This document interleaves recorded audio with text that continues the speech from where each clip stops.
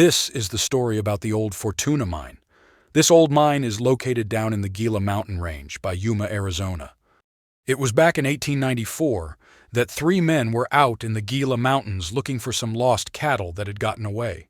That night, they set up camp and moved a bunch of rocks to build a fire pit, and in the morning they noticed gold in those rocks. After looking around the side of the mountain, they noticed a gold vein not far from where they were camped. The men decided to stake this area, and once the men got back to town, they filed 7 mining claims on 130 acres of land around this newly discovered gold vein. Of course, as usual, it didn't take long before word got out, and soon a man by the name of Charles Lane came around wanting to buy these claims. Charles was a big-time miner and had the Harqua Hala gold mine, which was up near what is modern-day Salome. Charles ended up buying these claims for $150,000. Once the deal was finalized, Charles sent a bunch of his men down to this property to start getting this mine in production. Mining started by chasing the vein but eventually split and was comprised of 2 inclined shafts. One of these shafts had a depth of 1,000 feet and had several hundred feet of drifts and stopes. Next thing that was needed was a mill of some kind to process out the ore, so a 20-stamp mill was brought in and set up on the hill. This mill had stamps weighing over 1,300 pounds each. All the crushed ore was run over a long sluice along with a mercury amalgam where it is said that they were able to collect about 80% of the gold. Of course, being out in the desert in the middle of nowhere, there was really no water nearby, so a 4-inch water line was run from the Gila River, which was 14 miles away. This water was pumped into a reservoir which was just above the town site.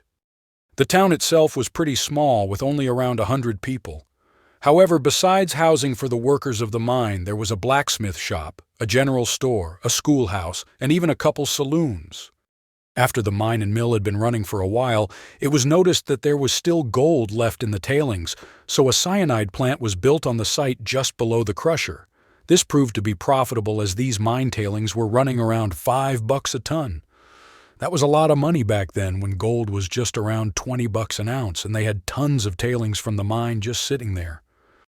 Like most old mines back then, this mine was located way out in the middle of nowhere, and transportation of supplies was just done with mules and wagon trains.